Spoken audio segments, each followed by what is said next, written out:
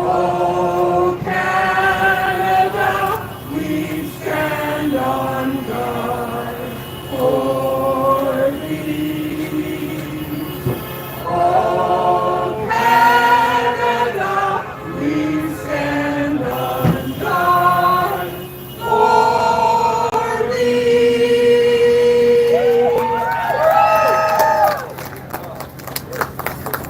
Penticton, BC. This is the Penticton rally, February 20th, 2022, guys. So we'll show you the speeches. Let's get to it. So I think in honor of the sense of community between our two countries, let's let Tim sing the national anthem for the Americans. Okay, the United States. Tim's not here. Oh, like this? Yeah. Oh, say, can you see by the dawn's early light what so proudly we hailed at the twilight's last gleaming, whose broad stripes and bright stars through the perilous flight o'er the ramparts we watched were so gallantly streaming, and the rockets' red glare, the bombs bursting in air, gave proof through the night that our flag was still there. Oh, say does that Star-Spangled Banner yet wave o'er the land of the free and the home of the brave?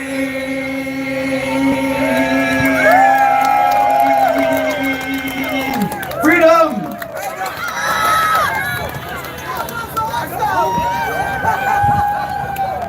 Okay, so two challenges on our plate right at the moment.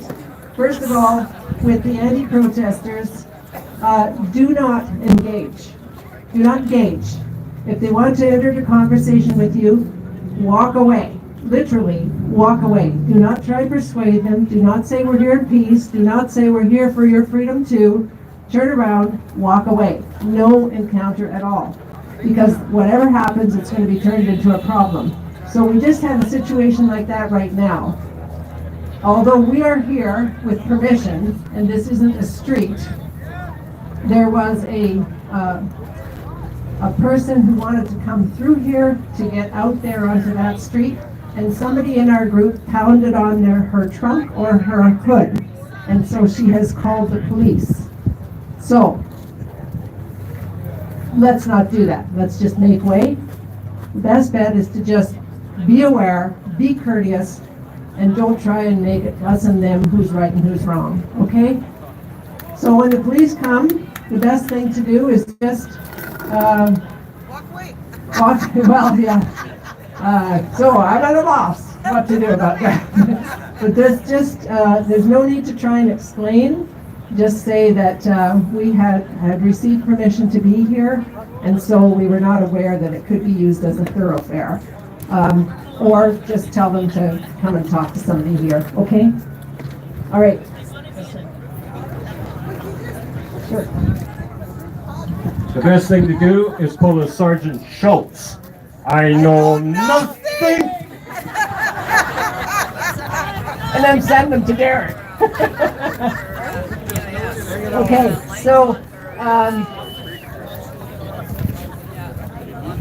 Jenny, are you here? Yeah, come on up here. So Jenny's the mom of Fred Albertson, who spoke with us earlier, Canada. and she has a request of you, so I'm just going to give her a couple minutes to tell you about that.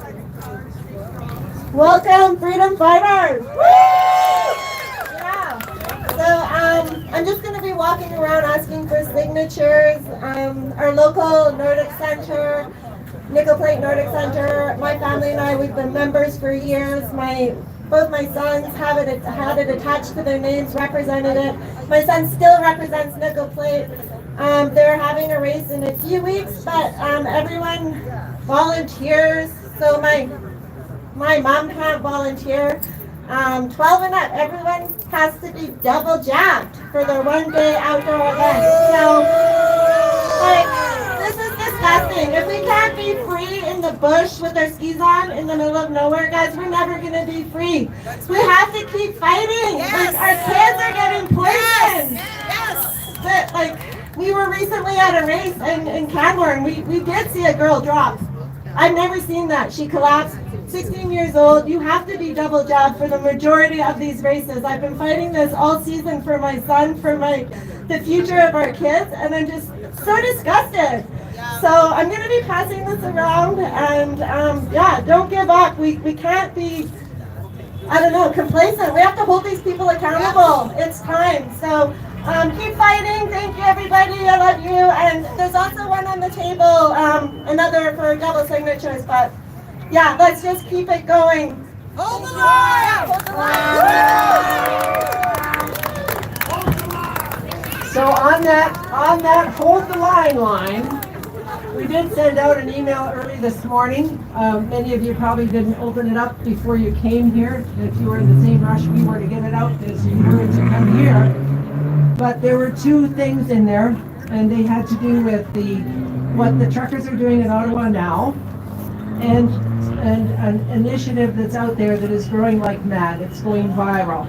So, very briefly, the truckers have decided to stand down and peacefully leave. They feel that their staying there is just going to aggravate and make the violence worse. And although it's not their responsibility, they are going to peacefully stand down. So, there are other ways now for us to continue this holding the line. Yes. So the suggestion is that we begin to look at Monday, tomorrow, as the first day of a nationwide walkout. So, and it's going viral on social media. We've posted both the truckers' press release or video, as well as the one that's encouraging this. All the details are in there, but there are several points to it, and one of them is just don't show up for work and don't shop. So if you need to stock up on something, now's a good day to bob the stores and go in there without your masks on, because that's the other part. Don't wear a mask anymore, and then be in a position so you don't have to shop tomorrow. I know that I'm going to have to fill up with gas and that type of thing. So that's part of that. There are also a bunch of other initiatives going on too, but I think we're just going to take this one at a time. Yeah, pay cash. Okay, so it was just made known to me that this Tuesday at 12 noon, we're doing another rally in front of Richard Canning's office, Oh, yeah. 301 Main Street. So come on down. Last time we had a real good time. We actually, a couple of us actually phoned the office and tried to see if he was there. He wasn't there. Tried to get the secretary to come down and talk to us. She wouldn't come down. The office was closed. We couldn't even go up to talk to her. But some that had made specific signs took them and slid them under his door. So Tuesday, 12 noon, 301 Main Street. Thank you. Medical rape. Pardon me? The jab is like a medical rape. No, okay. So, those of you who've been watching what the word has been from both the World Economic Forum and others related to that, they've been threatening a 10-day blackout. So, the internet might go down. We don't know if, when. Well, we probably know the if part, but we don't know when. So, Signal, which is one of the apps that's used for encrypted, one-to-one encrypted, the military that's on our side is asking us not to use it for anything except emergency communication one-to-one. No more group chat. So just make it used as an emergency network. And how many of you are actually on Signal? Quite a bit. Can you follow it? No, just don't use it for anything except emergency communication one-to-one. Good job, buddy. So don't go on any group and start posting anything. Just leave that for emergencies. And don't create your own emergencies. Okay, that's one thing. The other is something I can't read on here. So, about banks. So, you're aware that there have been many ATMs that have simply shut down. They went from allowing you to take your max per day, making it into $20 bills to make it a pain in the butt, dropping it down to this machine, they'll not dispense anything more than 1,000. And there were several of them that were shut down this weekend in various towns, including a couple here. I don't know for how long, might have just been hours, might have just been to refill, but it appears to be the beginning of the banks having to knuckle under to Trudeau. So, do what you can to get as much cash out and go to a non-credit cards economy as much as you possibly can. And if you're in trouble and you have a problem even managing to get food on your table or something like that, please just contact us through our email and we'll see if we can put you in touch with somebody to help, okay? We're here to help. And we're here to help all those other people out there who don't know any better at this point, but they're all going to need us. So let's get on with the speakers. Let's start with Scott Cooper. Tell us all about what's going on at the border. Scott, where are you?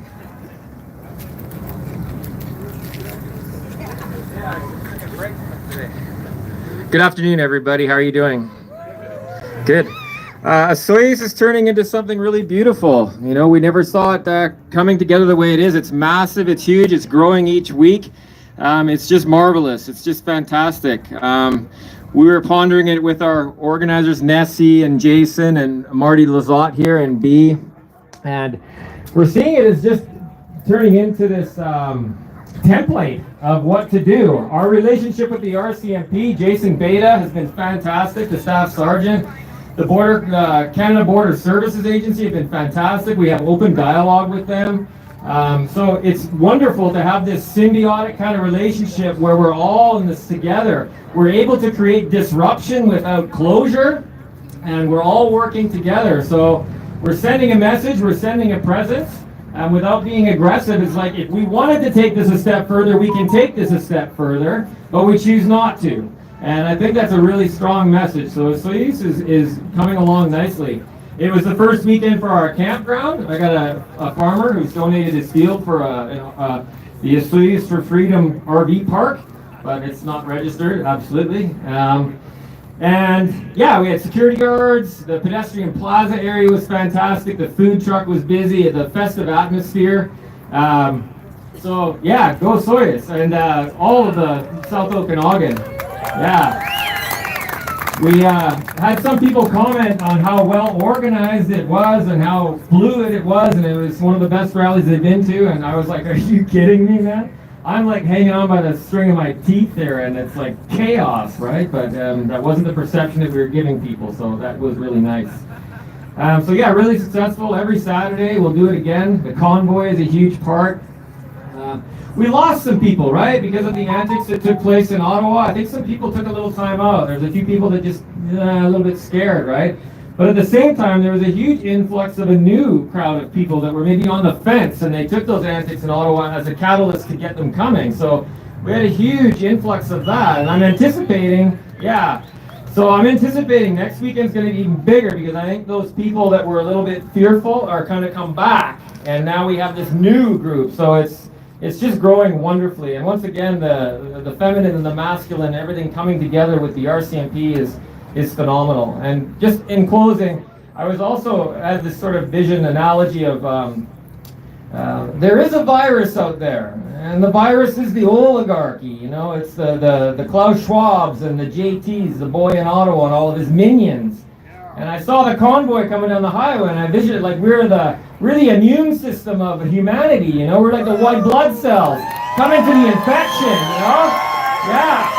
It's like we are the immune system of humanity. We're like the platelets coming down to fight the virus, and we're taking it over. And I love that. I'm looking at all this beautiful immune system in front of me, and I love you all. Thank you, Scott. Okay, a couple things. I had a question about what if you receive more than one request to sign a particular petition? So there's one going, maybe more than one going around to sign, to address to the Governor General.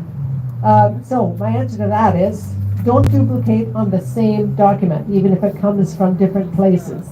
But there might be more than one document circulating out there. So however you manage that, if you put your name on more than once, two things will happen. First of all, probably won't be counted at all. But the more important thing is that it makes it easy for those people receiving it or vetting it to just say they're all just giving multiple votes, so we shouldn't pay any attention. So use your judgment on that, but I would just suggest if you've signed it once, that's probably sufficient.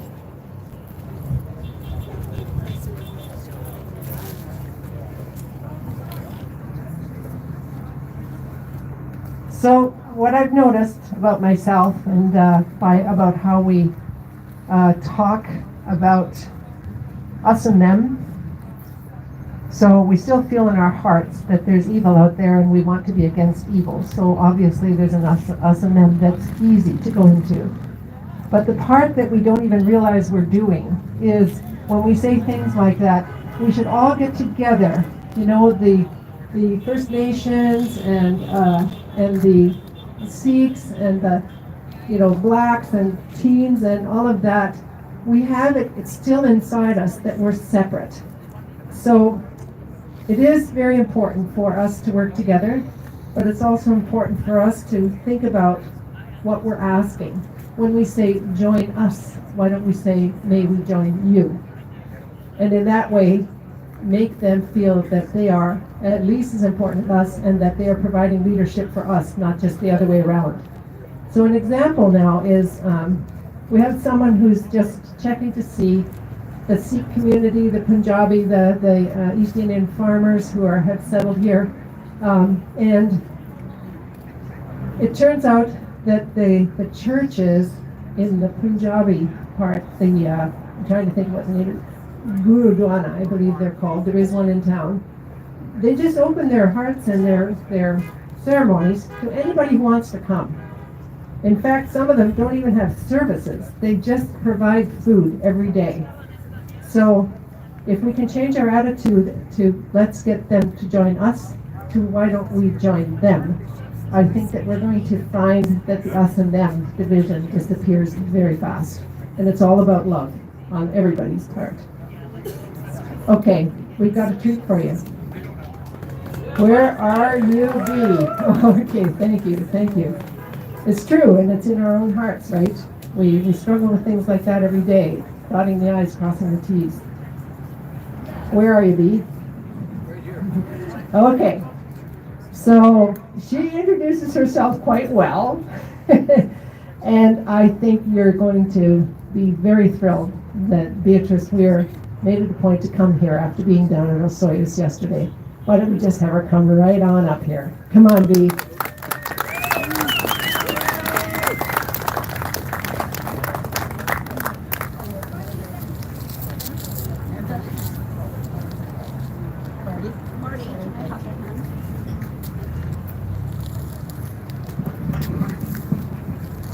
Hello, comrades. Hi. How's communism treating you today? The sun is out. Same as for the last 2 years, right? By the show of hands, how many of you have listened to me yesterday? Okay, my job is done. No? Okay, so I might be repeating myself for a bit. So I live in Vernon. I'm one of the organizers of the Convoy for Osoyoos.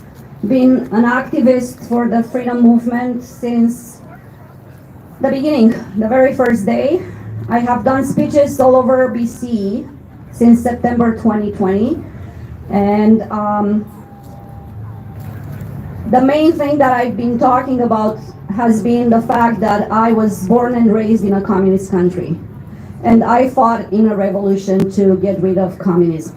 Any one of you wants to listen to my brief story about communism? Okay. So, Romania was a monarchy until 1947. And communists came, asked the king to resign, and they took over. 20 years after I was born, so I was born in full-blown communism. For 22 years, all I knew was that no access to any information on the outside. I was not able to travel. I was not able to do anything. But let's touch on the 5 points that led to communism in Romania. And some of you might have heard them. Number 1, they closed churches. Number 2, they destroyed small businesses. Number 3, they took property away from all of us. Number 4, they closed the borders. We were not allowed to go anywhere. And the final one was implementing the universal income. So I hope you see the similarities. So as I said, for 22 years, I had no access to anything outside the country. We had TV for 3 hours a day from 7 to 10 p.m. It was all about the dictator, pardon me, the president. It was all propaganda, all about how wonderful communism is and how all the other democratic countries are worthless. We had no access to music, no access to movies, no access to travel. At 22 years old, it was the first time when I left the country to visit another communist country, and I had to have a special approval from the Communist Party in order to leave the country for 2 weeks. Also, at the age of 12, I was exposed to something that I would like to share with you. I was outside on the playground playing with other children, and I was approached by the secret police, communist secret police, because my dad was in a high position in the company that he was working for. He was being watched. So they came to me, a 12 years old girl, 2 guys, and they started asking me questions, and they offered me money to listen to my dad and my mom, to listen to what they're saying at home, and to report back to them. So basically snitching on my family. Well, I was 12 years old. If it was now, I would have said, no way, Jose, but I didn't. But I was scared of them, so I couldn't say no. And I said, I will do it. They said, okay, we'll be back in a month, and if you give us good information, we're gonna pay you. A 12-year-old pay me. So I went straight to my parents and I told them what they did. Of course, we were listening to some other radio stations to find out what was going on outside the country. Of course, I heard a lot of conversations in my house about communism and how detrimental it was to all of us. And a month later, they came, and I said, nope, haven't heard anything. They're not talking, they're not listening to the radio, nope, they're not. So that's my story. It's not very exciting, but it was snitching on your own family. Again, a similarity to what we're seeing right now. Then December 16, 1989 came. And how did the revolution started in Romania? And I think this is important for all of you to hear and to understand that each and every single one of you plays an important part in freeing this country. And I'll tell you why. So on December 16, 1989, it all started with a pastor who was speaking against the regime. And the secret communist police came to his house and threatened him that they're gonna take him to prison, and as it used to be then, if you're taken away, you never return and your family doesn't know where you are or if you're still alive. So 10 or 12 people went to his house to protect him. because he wanted to continue speaking against the regime. They came and they took him anyway. And those 10 to 12 people marched from their small town into the bigger city nearby. And within a number of hours, there were tens of thousands of people on the street, and it wasn't anymore about this pastor, but it was about the communist regime and how they wanted to get rid of it. I think you can all see the similarities with the truckers movement, right? Yeah. So then what happens next?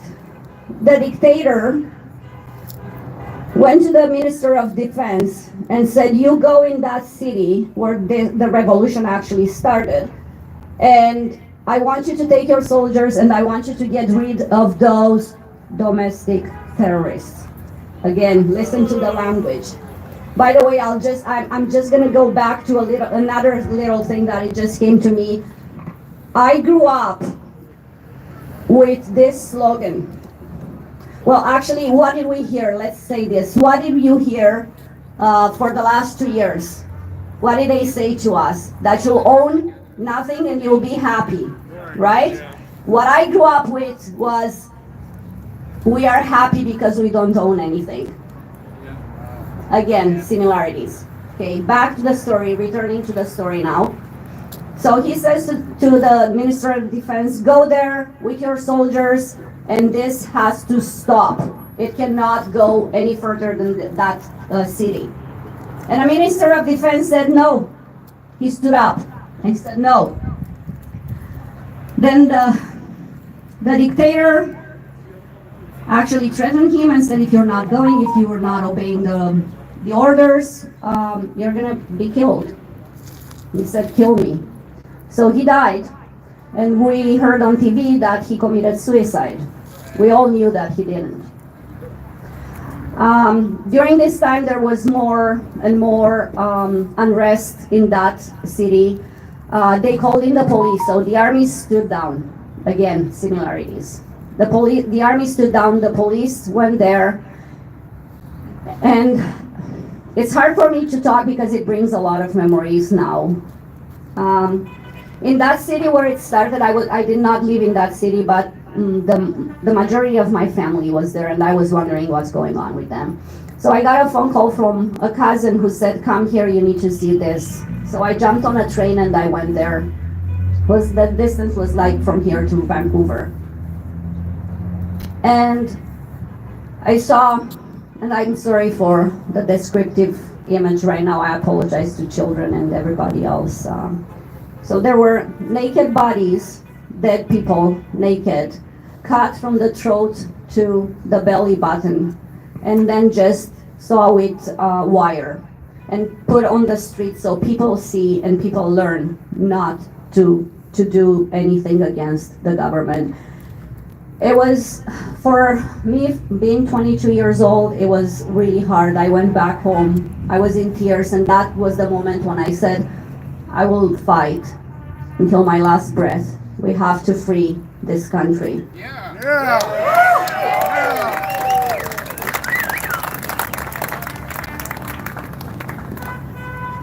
Then, actually, when the dictator realized, and I want you to hear throughout the whole story that I'm telling you, I want you to relate to what's happening here right now. The dictator called a popular, as he called it, a popular meeting in the capital of the country when he saw that he can stop the domestic terrorists in the other city. And so he went from threats in that city to this popular meeting where he tried to give people money to shut them down, to stop them from revolting there too. And that's when the people got upset.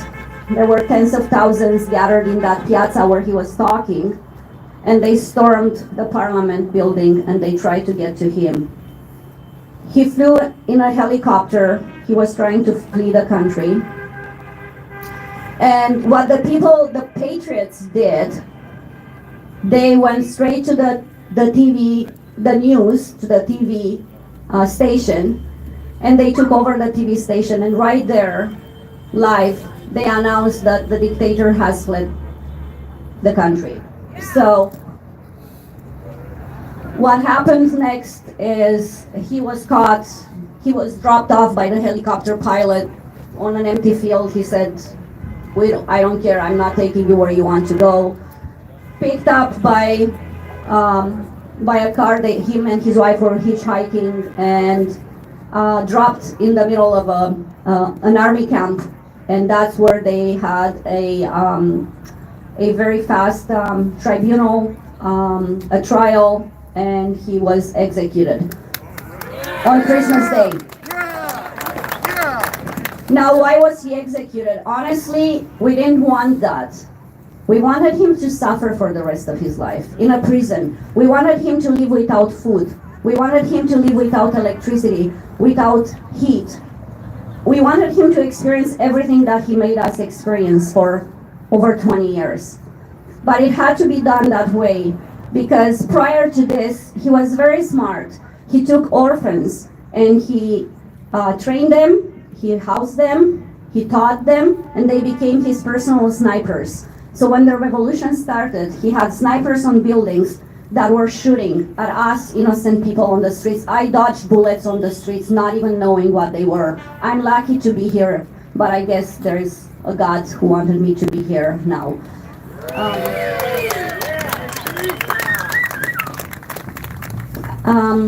Okay, so that happened. They showed on TV that he was executed. Within half an hour, all the snipers were gone. And that's when we freed the country. Now, I stayed for 9 more years there. I was giving that country another chance. But what happened right during the revolution, and I want you guys to be aware of it, we started having infiltrators. And those infiltrators, what I call them now in Canada, the sleeping cells, are being activated. And they're coming among us. And they're listening, and they're trying to attach themselves to the people that are at the top of a movement or to the leaders, and trying to take over or trying to divert the way they're going. So we need to be very, very aware.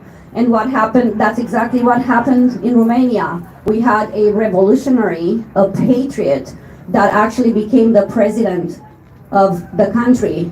And he was also a communist. He was part of a sleeping cell. So I shouldn't talk politics, but I don't know much about politics, but I'm just gonna tell you this. Be aware of Pierre Poilievre. Yeah. Why did he put that message out at that moment? Did he say anything about let's remove all the mandates? No. No. So we have to be very careful who's coming. And we have to be very careful of, again, I'm not into politics. I just learned a little bit in the last few months, but we have to be very careful about what I call the evil trinity, liberals, conservatives, and NDP. They need to go. They need to go. And Trudeau needs to go with them. He needs to go. He needs to be out of the office. We need to make Canada free again. Now I'm gonna touch a little bit, with your permission. Okay, I'm gonna touch a little bit on what happened in Ottawa yesterday and today. And for those of you that heard me yesterday, my message was I was more upbeat. Well, today I had a lot of thinking. And I have to tell you something, don't be demoralized by what happened. Don't feel like, it's over because the truckers have left or they're not fighting anymore. Please understand that they played their role, they played their part to wake all of us up, to make us all stand up. So now it's our turn. And what I'm saying is, hold the line, patriots. Hold the line. We are one and we're gonna get through this. When I'm saying this, I know that we're getting through. I know from experience. His days are numbered, and you know who I'm talking about. In my first speech in September 2020 in Vancouver, I ended my speech with this. The whole country is like a big chessboard. And they made their move, or their moves, that they were planned ahead. And they took us by surprise in the beginning. But then we started to wake up, we started to think about our next move. And they would make a move and we'll make another move. We'll respond with a move. And they will make a move again and we'll respond. Until we make a bold move. And then they lost it because they get off script. They don't know what to do. And that's when they start making irrational moves. And what you've seen in the last few months, that's what they're doing. And all we have to do is hold the line and have the final say. Checkmate. Thank you.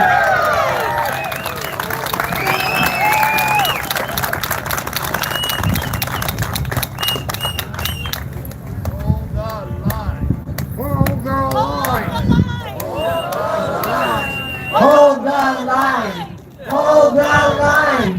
Hold the line. Hold the line.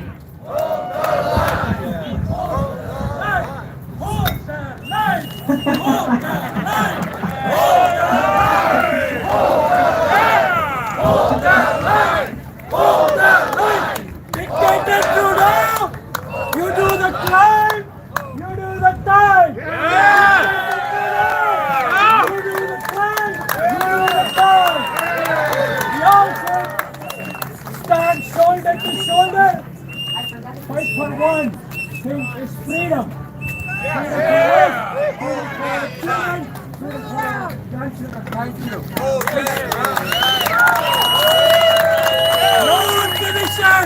No division between white and brown, between indigenous and settlers, between children and parents, between children and grandparents. Period.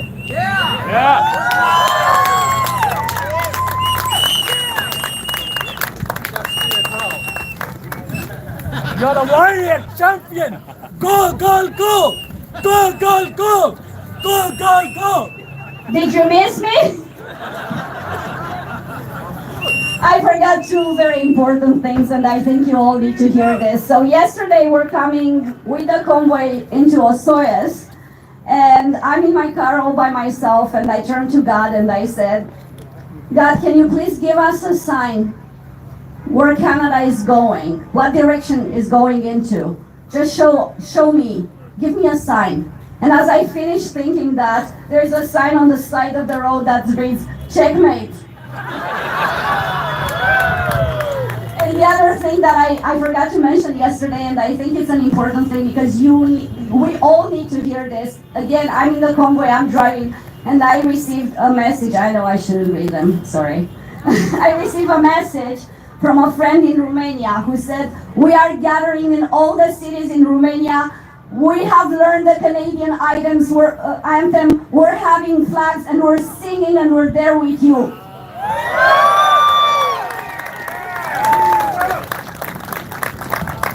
Hold the line! Okay, let's go out and invite others to join us. And with the nice warm weather now, I think we can extend our hours. So let's hang in there till 3:30 instead of just 3. How about that? Okay, go get them. Hold the line out there. What's it called again? Irnieracing. It's just on the hat. Oh, yeah. Cool. I think I stopped already. Yeah, I'm doing it live right now. Yeah, I see like oh. Right off the 2,700 people interested in freedom. seriously? Yeah, right Here now. in the pen? Well, this is all over the world, right? Cool. Oh, Zoom. Well, that was amazing. My friend Romeo in Romania, I sent him the video of her speech yesterday, and he said it just brought him to tears. So, and he shared it with all his friends and family in Romania.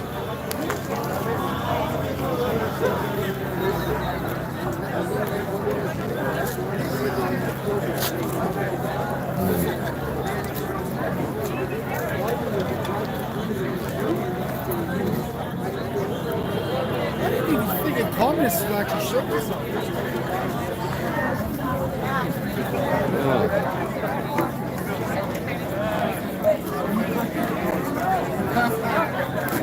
I've been watching you guys on TV. It's great. Oh, cheers. Yeah. It's good to share.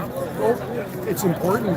Oh yeah, everyone all over the world's watching. Yeah. Well, Yeah. When you hear other countries sing our national anthem, you know we're in big trouble, but we need help. And they have our flags too. Yeah, I know. It's crazy, eh? All sorts of countries do it. Everywhere, yeah. Thanks for doing what you're doing. Cheers. Thank you for saying so.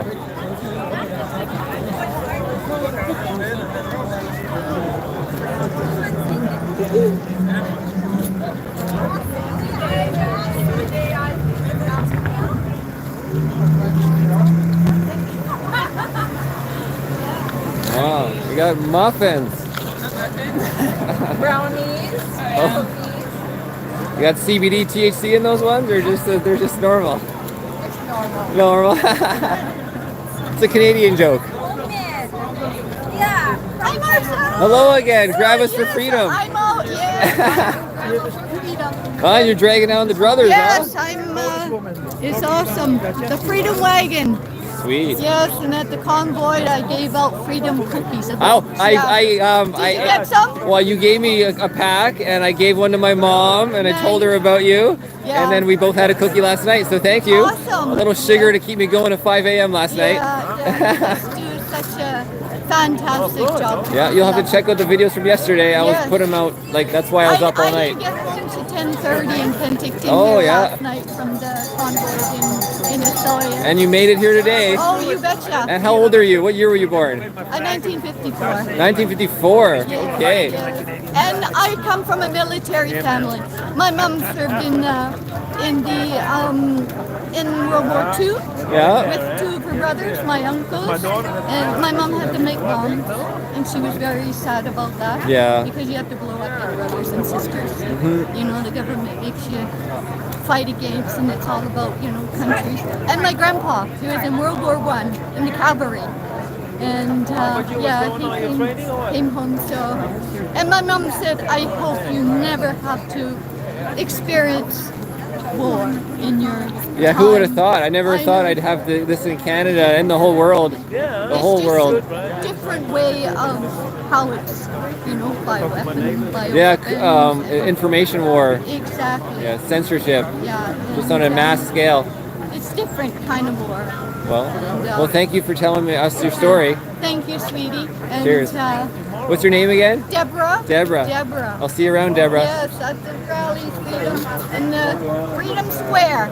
Come Yeah, on down. That's right. Freedom Square. Cheers. Penticton. Thanks, Deborah. Bye-bye. And we got tea, everybody. If you want to get your herbal tea, come on out. It's a nice place. Oh, thanks, Alan. Thanks for the help. My back is killing me right now.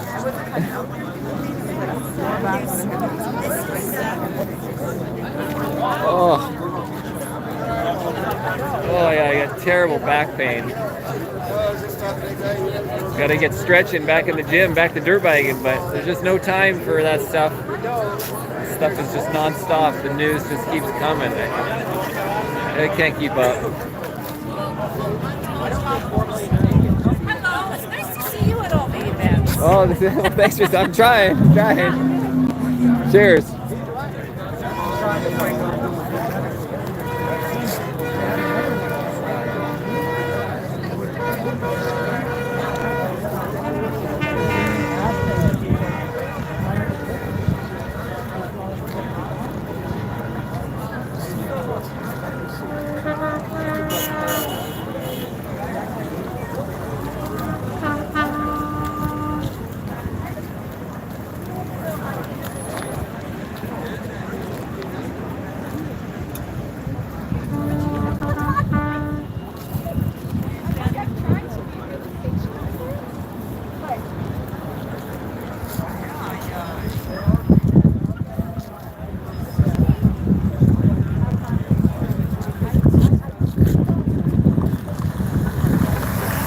What's your sign say? Does not immunize nor prevent the transmission. So what's it for? Depopulation. Georgia Guidestone. There you go. And you covered in tape. Hold the weather, right? I was really enjoying your stuff online. Well, thank you. Thank you for saying so. There you go. Resist tyranny, guys. Like your meeting on it. Okay.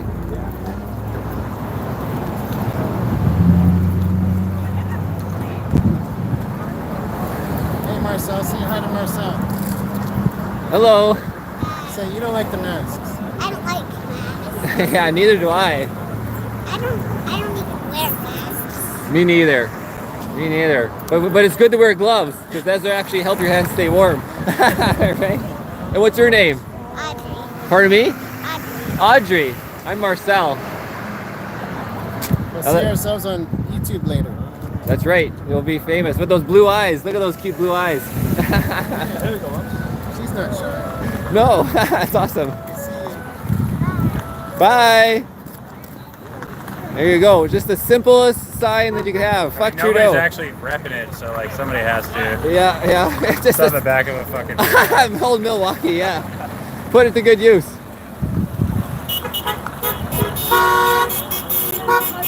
We got a thumbs up. Stop harming our children. They're not lab rats. Absolutely. Grandma's for freedom. There's the other side. Hello, hello. Hey, Sam. Hi. Freedom is not a privilege. It's a right. Are we free? Certainly not right now. Oh, look at this cute guy again, huh? He's like, yeah, I'm a regular. Oh, yeah. You're all curly. Super curly. Nice guy. This is about all we can project reason with now. I like your painting. On my daughter's Valentine's heart, so we made a sign. There you go. And you have a couple signs. I got, just try to keep it basic. Thank you. Stand for truth, love, freedom. Oh, yeah. And what else we got here?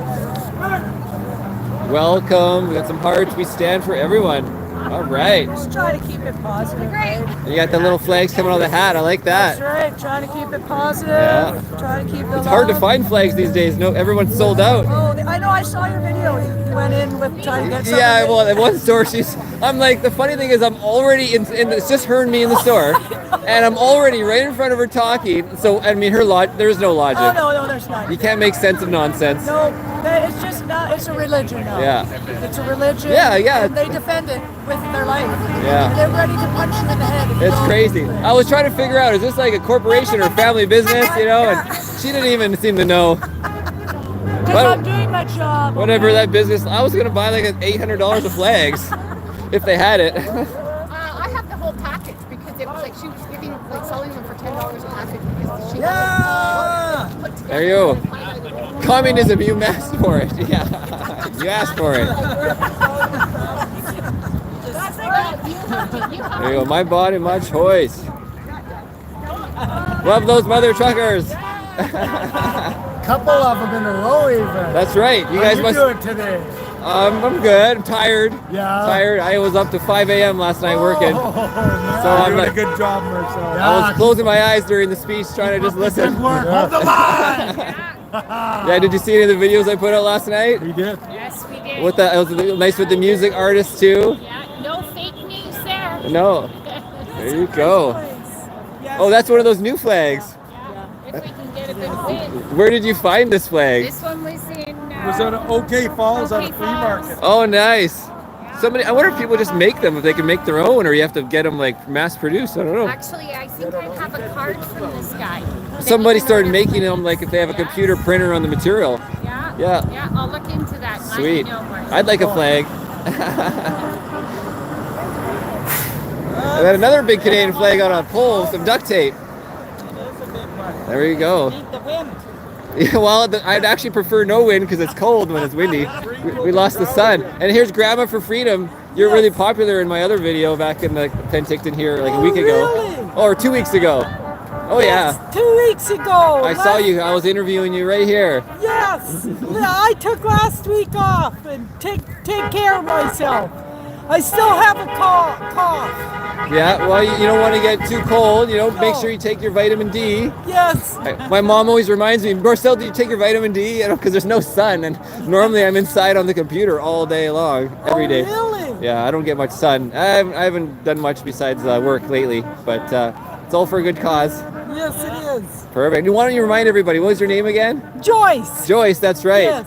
Okay, thanks, Joyce. Okay. There you go. Oh, we got rollerblade time. That's right. They just say. Oh, we got some signs here. Fear is the pandemic. Oh, yes. The vaccine is not safe. Right, it's not a good one. Oh, that's the truth. It is.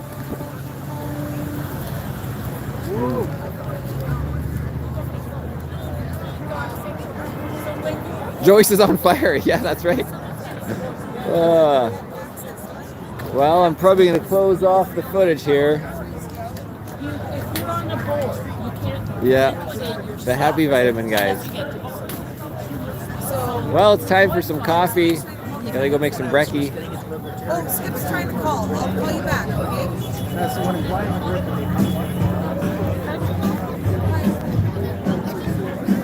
Okay, guys, that's Marcel Ernie. This is Irnieracing News, Penticton, BC, February 20th. Thanks for watching, guys. Signing off.